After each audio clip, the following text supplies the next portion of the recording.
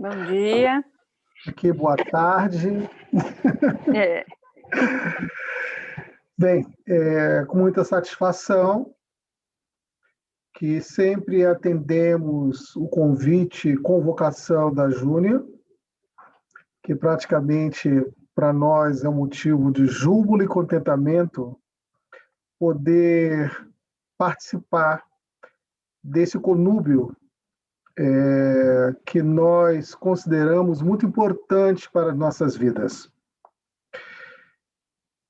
Divulgar a palavra do Cristo e difundir as mensagens, os ensinamentos que a doutrina espírita nos traz. Especialmente no momento em que nós estamos vivendo, caracterizado por dores que a humanidade registra com muita tristeza, onde vidas estão sendo ceifadas, onde há grito, ranger de dentes, como anunciado por Jesus. Mas, obviamente, que o nosso estudo, que nossa fala, não estará direcionada para aguçar, enaltecer a dor, o sofrimento das pessoas. E sim, está condoído, porque nesse momento que nós estamos aqui nos propondo a falar de um tema oportuno, porém grave, porque na Terra poucos gozam de uma estabilidade psíquica, moral, física, onde não são visitados pela dor. Portanto, nós aqui não vamos banalizar a dor, mas sim estar com nossos corações, nossas mentes condoídas para quem nesse exato momento está passando por um momento de dificuldade. Visitado pela dor, seja a dor como a Júnia leu, segundo Emmanuel, a dor corrigenda, a dor que aprimora, a dor que chega às nossas vidas, trazendo uma mensagem para que possamos entendê-la e ressignificar a nossa vida. Então, para início do nosso estudo, nós estamos aí observando um diamante e uma pedra bruta. Talvez essa imagem configure muito bem um pouco da nossa evolução, justamente que é o papel da dor, o diamante para se tornar com essa configuração, com esse status, com esse brilho. Obviamente que ele passa por várias situações. Temperatura, né, que difunde, que queima, e que naquela pedra bruta, aquele carbono, há uma mudança atômica, há uma mudança físico-química que produz essa maravilha. Somos nós assim também. Somos uma pedra bruta a ser dilapidada para nos tornarmos luz, diamante, iluminar a nossa vida e, consequentemente, a vida das pessoas. Nós escolhemos aqui um poema do nosso Jesus Gonçalves, que muitos conhecem, que foi aquele nosso confrade, militante espírita, que foi nessa existência e durante 2 existências acometido, visitado pela dor, libertação, que foi a lepra, a hanseníase.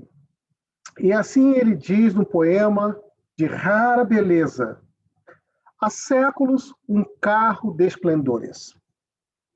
Minha vida era angústia de outras vidas. Estraçalhava multidões vencidas, coroado de púrpura e de flores. Depois, a morte, os longos amargores. Depois ainda, a volta a nova lidas. O berço pobre, o manto de feridas, a solidão, o pranto redentores.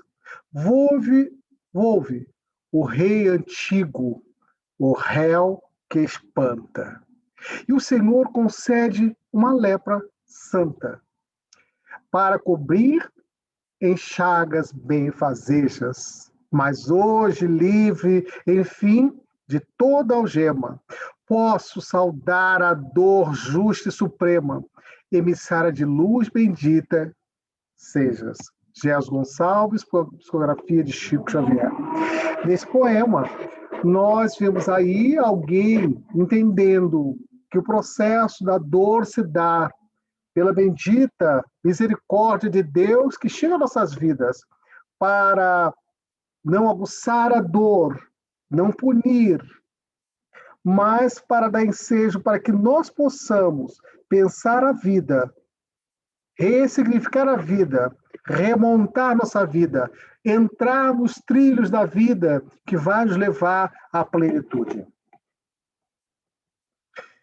Jesus, obviamente, não deixou de considerar a problemática da dor que abala, que a todos visitam.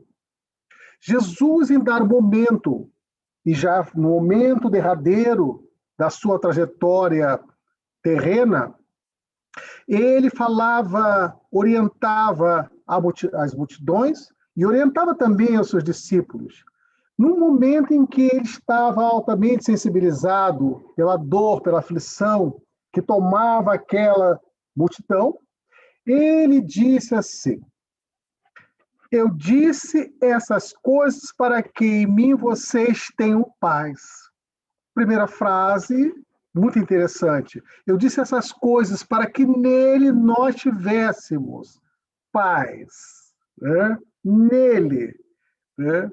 Exemplo, modelo, motivador, incentivador, cujas mensagens, um verdadeiro roteiro para o bem viver. Nesse mundo vocês terão aflições. Uma outra mensagem interessante dentro desse contexto. Ele não fala que no mundo que nós vivemos teremos felicidade. Até porque, se tivéssemos plena felicidade, não teríamos aflição. Então, ele alerta a multidão numa mensagem que tem um contexto, que tem um apelo moderno, atual, né? Onde nós observamos a aflição em cada canto. Basta um bate-papo, uma troca de ideia que a gente observa algum sofrimento psíquico, alguma fala que revela uma aflição por parte de alguém. Mas Jesus, ele não fica só na constatação de falar que é aflição, numa visão pessimista. Pelo contrário, é uma visão otimista, de constatação. Contudo, tenham bom ânimo. Eu venci o mundo. Obviamente que a gente, ao falar isso para quem está vivendo um período de aflição, se a pessoa não tiver com o seu coração, com a sua mente aberta para entender, para perceber o contexto dessa frase, dessa sentença de Jesus, ficará um pouco confuso. Mas perceba que no primeiro momento Jesus fala assim, disse essas coisas, porque ele está falando, ele está alertando de que seria um mundo, né? De que seria um mundo, que esse reino que nós buscamos, esse consolo que constantemente nos debruçamos, não está aqui fundamentalmente. O mundo em que era caracterizado por provas e fiações, que nós mais tarde veremos. O mundo em que ainda reflete as nossas imperfeições, até porque é o mundo ainda fracassado nessas tentativas, mas que é aqui a oportunidade, o educandário, o hospital, para que nós possamos evoluir, uma vez que o espírito está fadado ao encontro consigo mesmo, à evolução, à plenitude. Contudo, tenha um bom ânimo. Eu venci o mundo. Então, ele foi um exemplo de que, apesar das dores, da dificuldade, ele esteve lá, ele ali perseverou, esteve ali no embate, esteve ali no fronte e venceu. E, mais importante, que ainda em Lucas, ele coloca o seguinte: qualquer um que não tomar a sua cruz e vier após mim, não pode ser meu discípulo. Então, nós temos que, em dado momento, chamar a atenção para a nossa vida. Entender que a vida não vai ser só de glórias, de sucesso, mas a gente vai ter momentos de dificuldades extremas, onde cada um pode perceber de maneira A, B, C. Interessante a gente questionar de como o homem vê a dor. Como o homem percebe a dor? Obviamente que os antigos gregos criou mitologia justamente para entender essa problemática que aflige a todos. Portanto, ele fala o seguinte, isso é resgatado, colocado por Joana de Ângeles, no livro Plenitude. Quando fala o seguinte: o homem empenha-se afanosamente para vencer o sofrimento. Né? O homem tenta transpor, né? E às vezes até nega o sofrimento, porque ninguém quer sofrer. Né?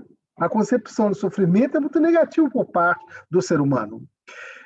O sofrimento que se lhe apresenta como adversário Soares. Então, quer dizer, o sofrimento é um adversário que ele tem que batalhar, que tem que enfrentar, né, para vencer. Passar incólume ao sofrimento é a grande meta de todos que perseguem.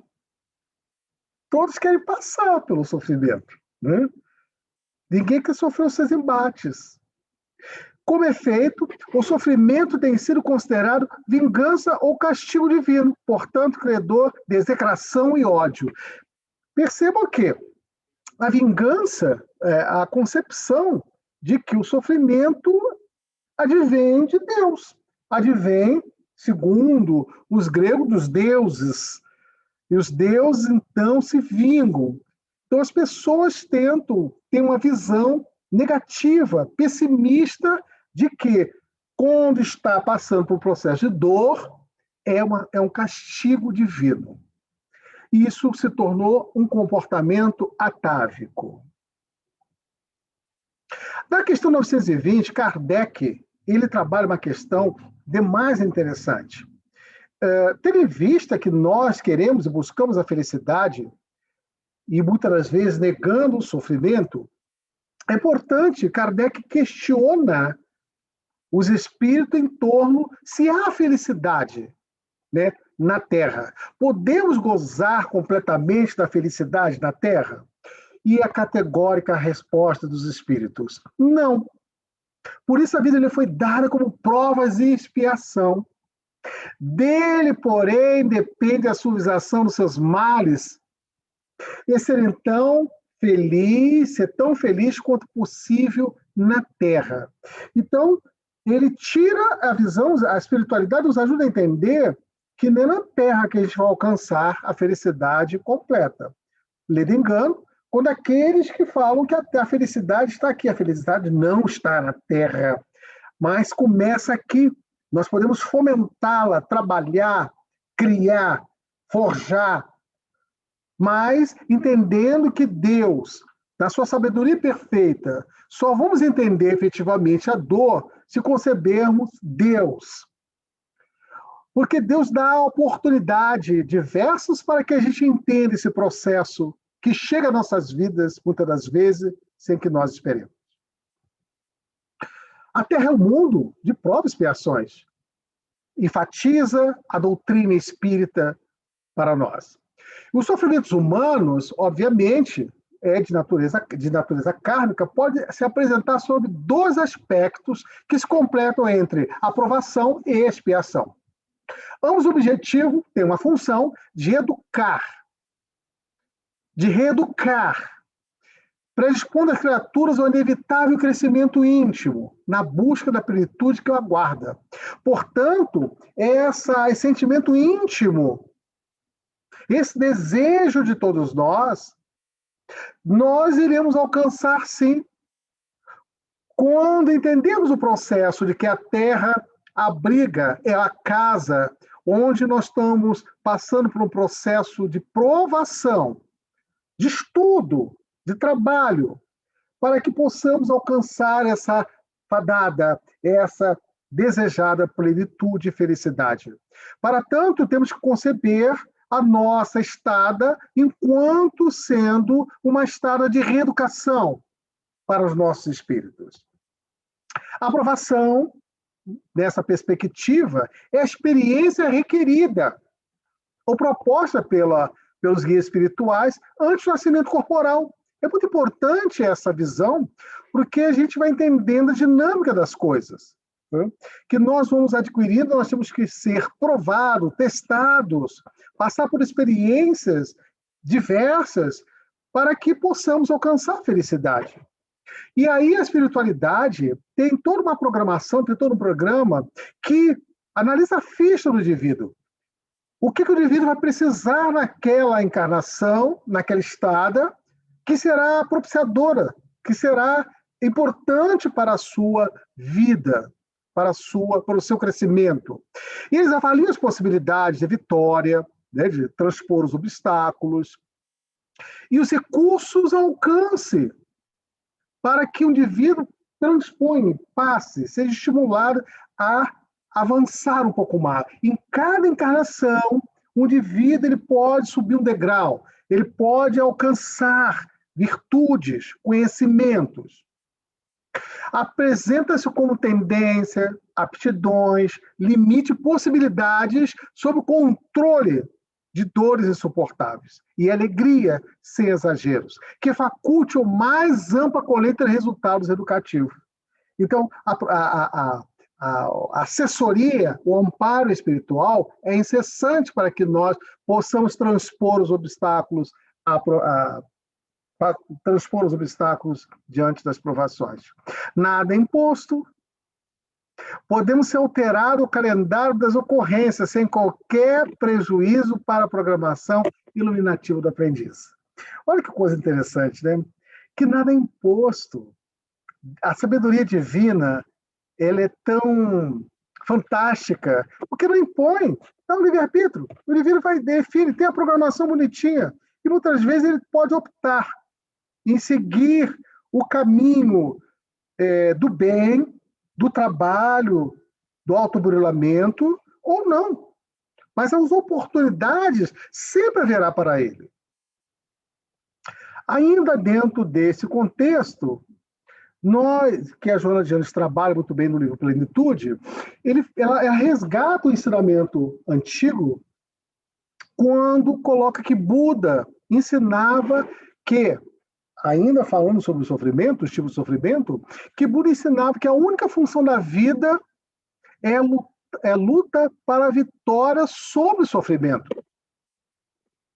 Empenhar-se em superá-lo deve ser constante preocupação do homem. Isso aí. O homem vai buscando, ou seja, a função da vida é lutar pela vitória sobre o sofrimento. O indivíduo vai transpondo, vai adquirindo performance. Logo, o indivíduo ele vai desenvolvendo capacidade, instrumentos, expertise, vai adquirindo competências, skills para lidar com as situações. Para tanto, ele propõe 4 verdades.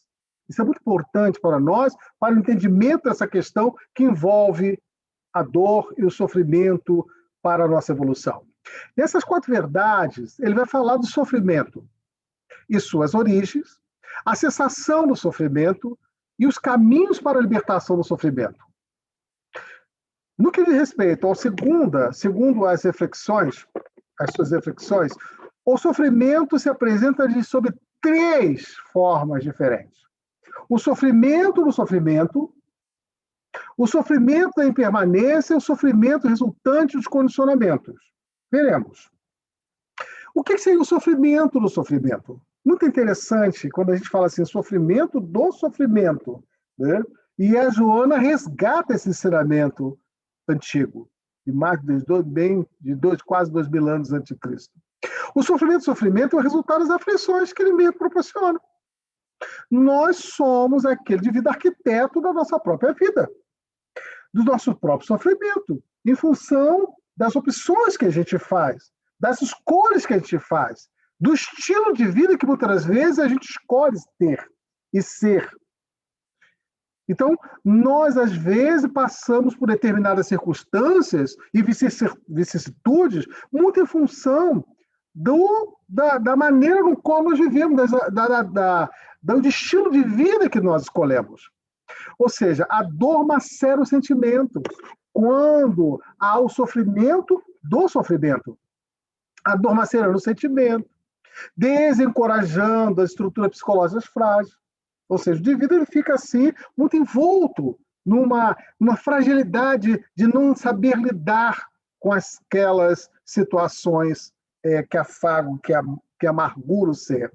Infelicita, leva às conclusões falsas.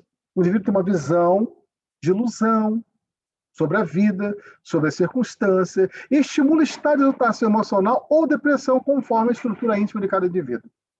Então, o indivíduo, às vezes, recebe na sua vida, pelas suas escolhas, que ele atrai, que nós somos responsáveis pela nossa desdita, muitas das vezes. Então, o indivíduo ele recebe uma prova, uma expiação, e a gente fomenta dores em cima de dores. São aquelas situações em que o indivíduo passa e que não entende, não percebe a revolta diante das situações, não sabe lidar, não desenvolve uma inteligência emocional para lidar com o sofrimento, isso tudo trazendo uma aflição física e mental. Ainda, Buda, ele vem falar do sofrimento da impermanência das coisas terrenas. Perceba que, nesta visão, esfumam-se como palha de fogo, atiçada ao vento, logo se transformando em cinza flutuando no ar. É assim a impermanência das coisas. Nada é rígido, nada é fixo. Tudo obedece a uma transformação, uma mudança constante. E aí essa imagem perfeita de palha de fogo. As coisas assumindo estados diferenciados o tempo todo. A maioria dos sofrimentos decorre da forma incorreta com a qual a vida é encarada. Isso é muito importante a gente entender, que é a maneira no qual eu encaro a vida, eu concebo a vida, eu pauto a minha vida, eu vou ter uma resposta de acordo com essa postura, com essa visão. A maneira incorreta de encarar a vida. Se eu encaro a vida numa perspectiva pessimista, eu vou atrair o pessimismo, não tenha dúvida. Se eu tenho uma visão materialista da vida, eu vou estar muito focado na materialidade da vida. E não vou estar tendo assim, um entendimento acerca das coisas, das forças que, em dado momento, eu estou interagindo. A minha visão de Deus vai influenciar significativamente da maneira no qual eu vou encarar a vida. Se eu encaro a vida entendendo que existe uma inteligência suprema, um pai amoroso, um pai justo, que dá chance, que dá oportunidade, ao qual nos conclama sempre a melhoria, a transformação constante, nós ali encontraremos a paz. Mas muitas vezes são as opções que a gente faz, são as escolhas que a gente faz, são as decisões que a gente toma, são as atitudes que a gente vai fomentando e cristalizando para a nossa vida, que isso atrai, sim, as dores e as dificuldades. Na sua transitoriedade, os valores reais estão sempre os aspectos e a movimentações que geram prazer. Aqui, mais uma vez, o Buda vai falar do sofrimento resultante do condicionamento. Olha só que interessante visão. O sofrimento resultante do condicionamento abarca a educação incorreta. Abarca a educação incorreta. Somos educados incorretamente. O processo educacional, muitas vezes, nos estimula de vida à independência, a assumir compromissos, a administrar frustrações, a ter uma visão positiva da vida.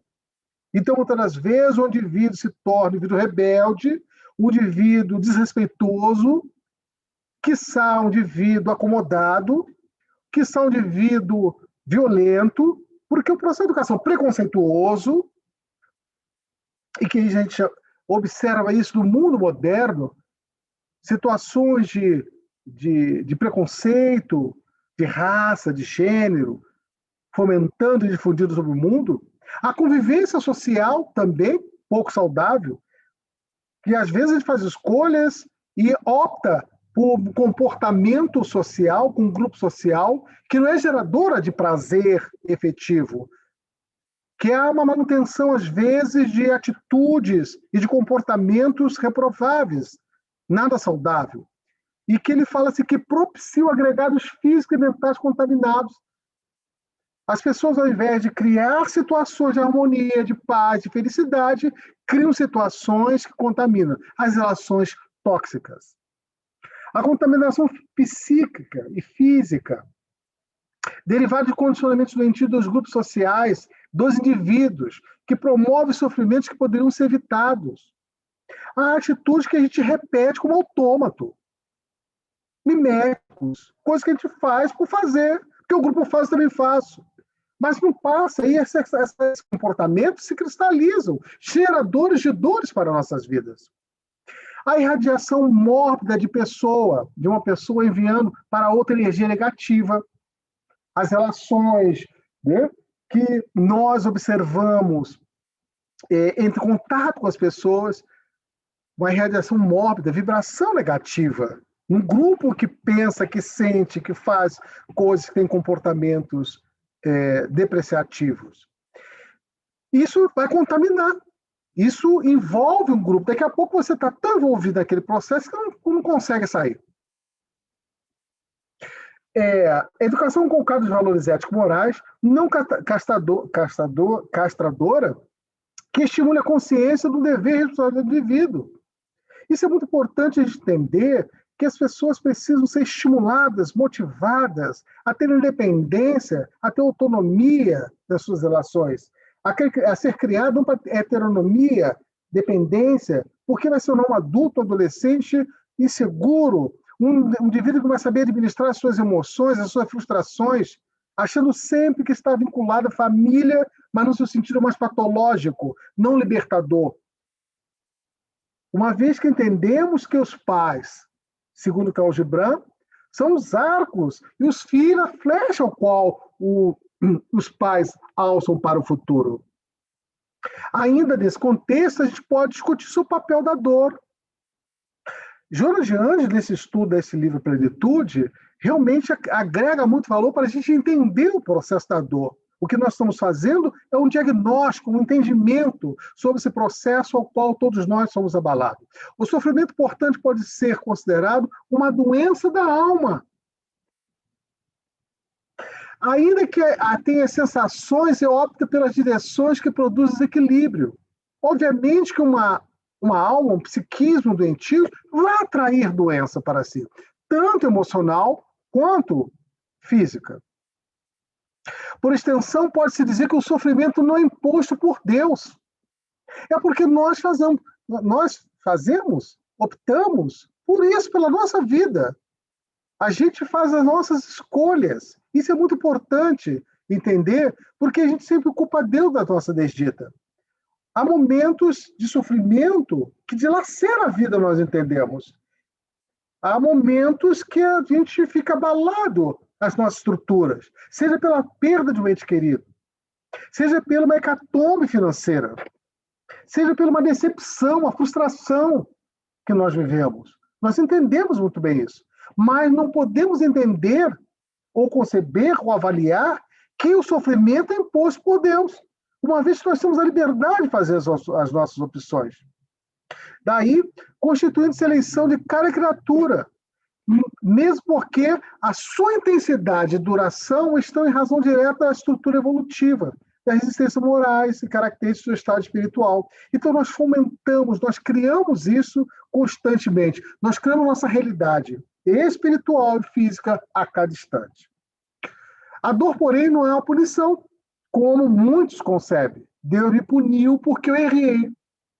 Muitas das vezes as pessoas cometem erro e fala já ali naquele sentimento de autopunição, a pessoa fala assim, a dor é a punição, Deus puniu. Deus está me punindo porque eu estou passando pela vida desdita, porque isso aconteceu com a minha vida. Quando, na verdade, é uma visão tacanha, limitada, quando nós culpabilizamos Deus. Antes, revela um excelente mecanismo da vida a serviço da própria vida. A dor sendo concebida enquanto instrumento de crescimento, de evolução, para que a gente faça reavaliação constante em torno dos atos, das atitudes, das escolhas, dos comportamentos. A dor corrige. A dor, como diz Leon Denis, é o aguilhão. Jonas Gênesis vai falar que a dor se assemelha a um buril que age sobre a pedra bruta, lapidando. Essa imagem é perfeita nesse sentido. Se assemelha a um buril, ou seja, somos lapidados, né? E olha que é um trabalho intenso e permanente. As doenças são mecanismos buriladores para a alma despertar em suas potencialidades e brilhar além do vaso orgânico que encarcera. Perceba a visão da dor quando é concebido numa questão mais ampla. A doença vai ser mecanismo burilador, vai sempre acionar que nós precisamos mudar alguma coisa. A dor, a doença vai estar sempre falando que alguma coisa não está legal, não está bem. Eu não estou observando muitas vezes os sinais que o corpo está dando, e a doença vem como resposta às nossas vidas. A dor não é castigo, é expiação que abrange o sentimento ao arrependimento, que corrige o uso do livre-arbítrio, que ajusta a consciência perante si mesmo. Então, a dor não é castigo. A dor, muitas vezes, se apresenta como expiação. Justamente resposta às nossas atitudes. Para que o indivíduo consiga, vá novamente ser colocado nos trilhos da vida para a evolução. Muitas das vezes nós não entendemos esse mecanismo, mas é a forma mais peculiar, é a forma de demonstração que Deus tem para nós. A justa consciência. Às vezes a dor é auxílio. Ela chega como auxílio para que a gente desperte potencialidades da alma, para que a gente tenha os insights, os feeling de que a gente pode reorganizar, reestruturar a nossa vida.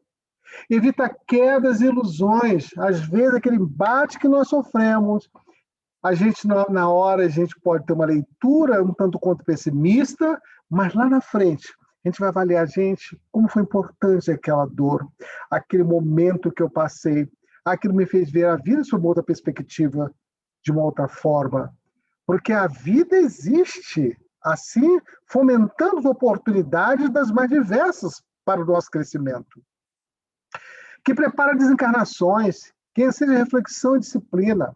O sofrimento não é martírio, é lição, é prova que revela a fraqueza e desenvolve esforço e resistência que predispõe o amor ao sacrifício, que testa as missões. Eu acho que essa expressão é altamente interessante para a gente parar, dar uma paradinha e refletir um pouco sobre o nosso estado, sobre o nosso momento, sobre como nós estamos administrando a dor e o sofrimento em nossas existências. Obviamente que Jesus, ele não deixaria a gente sem uma noção de entendimento sobre a dor. E até para falar da dor, do sofrimento, Jesus ele teve a sensibilidade. Quando na Bem-aventuranças, ele fala dos bem-aventurados aflitos, né, ditando, falando, nos colocando que o reino dos céus não pertence, né, não pertence a esse mundo, se referia, de um modo geral, aos que sofrem. Vistos que só todos nós sofremos na Terra. A Terra ainda é um palco. Ainda está muito mais próximo da primitividade do que a ingenuidade. Somos muito mais, agimos muito mais pelos instintos do que pela nobreza dos sentimentos dos anjos. Quer ocupe tronos, quer jaz sobre a palha, mas há poucos sofrem bem. Então, saber sofrer é uma virtude. Saber acolher a dor, entender a dor, diagnosticar a dor, ressignificar a dor, que vem de várias formas, é algo assim, se constitui uma condição sine qua non para as nossas vidas. Tanto é que quando nós somos visitados pelas dores, pelo sofrimento, pelas agruras da vida, sempre tem uma mensagem ali para nós. Só que, às vezes, ficamos embotados, limitando as nossas mentes a expandir, a ver as coisas numa perspectiva. Mas numa leitura mais apurada, mais acurada, nós vemos que até a dor vai falar para que a gente desenvolva o perdão. Quantas e quantas vezes somos ofendidos porque não sabemos a origem das nossas dores, mas muitas das vezes as nossas dores, ela se manifesta como alguém que provocou essa dor para nós. Para tanto, a gente tem exemplos dos mais diversos. Basta ler a literatura espírita que a gente vê os casos, os cases dos mais diversos, nas obras espíritas, romances espíritas, e até mesmo que o André Luiz nos traz na sua coletânea. Às vezes, a dor, né, ela é influenciada, é provocada pelo outro. Isso gera em quê? Você sofre uma depressão, uma angústia, uma frustração, e isso é um gerador o quê? De doença. Quando não, doença, revolta. E quando não, assumimos uma atitude de vingança, porque não admitimos, porque não gostamos, porque desenvolvemos uma atitude austera com o outro e consigo mesmo. Só que Jesus ele fala ainda nesse contexto que deveríamos perdoar. Perdoar o indivíduo, porque se eu alimento a vingança, eu estou criando uma problemática para o meu futuro. Se eu fico maquinando a vingança, se eu fico vibrando negativamente para aquele indivíduo, porque ele me traiu, que ele me frustrou, o filho ingrato, né? O marido ingrato, a esposa ingrata, o chefe que não foi muito bom, e se eu crio aquela sistemática, aquele pensamento que é uma monoideia em mim de vingança, de raiva, de ódio, de mágoa, isso tudo vai criando circunstância de condicionamento que isso eu levo com certeza para outra vida. Aquele indivíduo, quando eu poderia perdoar, e ele vida, eu estou atraindo para uma outra encarnação esse indivíduo para mim. Eu reencarno com o meu inimigo. E isso mais, a gente acrescenta, agrega dores e sofrimento para as nossas vidas. E isso é muito importante. Muitas das vezes também, a dor, a gente não sabe por que sofreu, por que estamos sofrendo.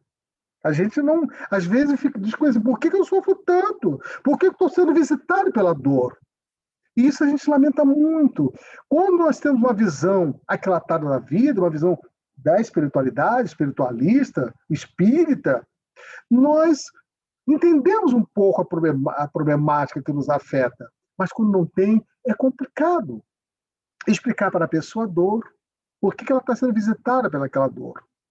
A dor, às vezes, quando a gente é visitado por ela, a gente não sabe, pode ter certeza que é uma prova muito grande que nós pedimos, que nós estamos passando como promotora para a nossa felicidade, ou como nós planejamos aquilo que nós iríamos passar por aqueles tormentos que nós pedimos para o nosso crescimento, ou, quiçá, para ajudar o indivíduo a crescer, o indivíduo que está atrelado a nós.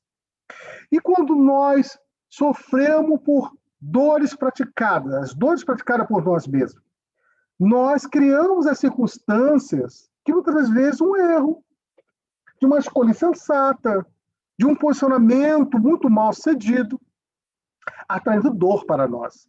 Isso é gerador de quê? De culpa. Às vezes sentimos culpados. E a culpa atormenta, agride, aniquila, limita o indivíduo da sua ação. O indivíduo que às vezes é pautado pela dor, ele não se permite chance para a renovação. Ele fica na monoideia, criando um sofrimento psíquico muito forte, muito intenso para a sua vida. O mais importante é a gente desenvolver diante dessa leitura de quando nós constatamos que nós provocamos aquela dor, criamos aquela dor, gera dor, muitas vezes de culpa, e que a espiritualidade nos orienta para a gente desenvolver o perdão, o auto-perdão. E aí foi muito interessante que eu notei uma frase que a gente tem que se perdoar por um motivo muito especial. Se perdoar entendendo que não somos mais, não fomos nós. Não foi você que errou. Você não é mais aquela pessoa. Basta olhar o passado. Foi uma outra pessoa que errou. Ou seja, você, naquele momento, foi infeliz na sua decisão, na sua escolha. Talvez se você tivesse se instrumentalizado, talvez se você tivesse hoje a visão que você tem, você não teria cometido aquele ato. Então você tem que se permitir voltar ao passado e reconfigurar aquele indivíduo. Você não é mais aquele indivíduo. Você é um outro indivíduo. Você pode se perdoar e desenvolver mecanismos, expertises, instrumentais para deixar a vida fluir.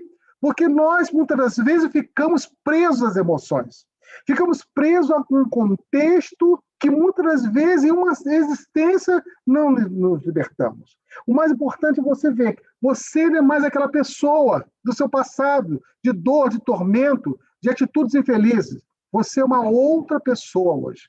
Você é um outro ser hoje. Você pode desenvolver uma nova maneira de ver a vida e lidar com ela. E nós temos os recursos terapêuticos para lidar com a dor. Isso aí é muito interessante para a gente. Nós, parte significativa da humanidade, que sofre nesse exato momento uma dor da separação, da solidão, da distância, uma dor física, uma dor emocional, uma dor psicológica. Isso tudo tem as terapêuticas, tem as maneiras de a gente lidar com a dor, libertação. A prece é um mecanismo altamente interessante, porque através da prece você pode desenvolver coragem, ressignificação, resignação. Você pode desenvolver uma atitude positiva da vida. Porque quando a gente pede, por isso que Jesus fala, pedir para obter, bater para que a porta se abra. E é mesmo que você busca e você acha. E dessa forma você pode pedir, nesse momento de dor que nós somos visitados, a prece se constitui um excelente recurso, um excelente mecanismo para aliviar as nossas dores. E muitas das vezes é um recurso que nós não consideramos muito bem. Mas é um recurso que faz com que você entre em contato com o seu ser interno. Você procura oxigenar o seu cérebro. Você procura estabelecer um conúbio mais efetivo com a espiritualidade, para ter coragem diante de uma dor. E às vezes, a gente, diante de uma pessoa da família, me deparo com isso, para dar o consolo àquela pessoa que está passando por uma dor, um sofrimento muito grande. E aí, às vezes, a prece em silêncio, aquela atitude solidária, emocional, você está fazendo aquela prece, sentindo, pedindo a Deus para aliviar, ou para dar força para aquela pessoa suportar aquele momento de dor e angústia que nós temos que respeitar. Há outro recurso, a meditação. É um recurso altamente eficaz, porque visa você entrar em contato consigo mesmo, visa você criar circunstâncias emocionais, energéticas, para se conhecer, para entrar em contato com as suas emoções recônditas, profundas, para ter força e equilíbrio interno para lidar com as situações, para ter ponto de equilíbrio, desenvolver atenção. Ainda nessa perspectiva, a leitura edificante, que vai oxigenar o cérebro, vai trazer novas informações, vai te instrumentalizar, te capacitar, ainda mais a leitura sistemática, seja do Evangelho, do culto do lar, uma leitura edificante para trazer novas formas de você entender e perceber e fazer uma leitura diferente da sua dor. A psicoterapia é um recurso também altamente eficaz. Junto com o apoio médico, há dores, há sofrimentos muito intensos. E que a pessoa não sabe lidar muito bem com aquilo. Há dores que dilacera a alma, dilacera o ser, nós entendemos isso muito bem. E que nós temos que buscar recursos técnicos, seja a psicoterapia, onde você vai ter a orientação para entender o porquê daquele sofrimento psíquico, o porquê daquela dor, e para desenvolver mecanismo para administrar aquele processo momentaneamente, sabedor que toda dor é passageira e toda dor tem um recado. E quando a maneira no qual você faz a leitura do seu sofrimento psíquico, vai ser a maneira no qual você vai conviver com ela. Se eu faço uma leitura errada sobre mim, ou desencontrada sobre o meu momento, isso gera dor e revolta. É importante, então, que nós aprendamos a lidar com essa situação. Muitas das vezes, é um indivíduo que sofreu uma frustração, sofreu assim, uma perda, e está numa fase de luto que envolve a revolta.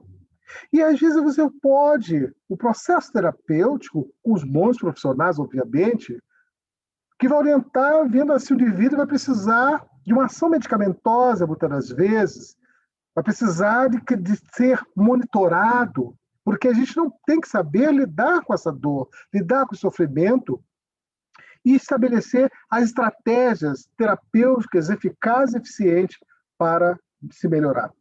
Ainda, dessa perspectiva, é muito importante que quando a gente sofre um abalo provocado por outras pessoas, ou por nossos companheiros, companheiras, ou nosso grupo, e às vezes as pessoas têm assim uma espécie de...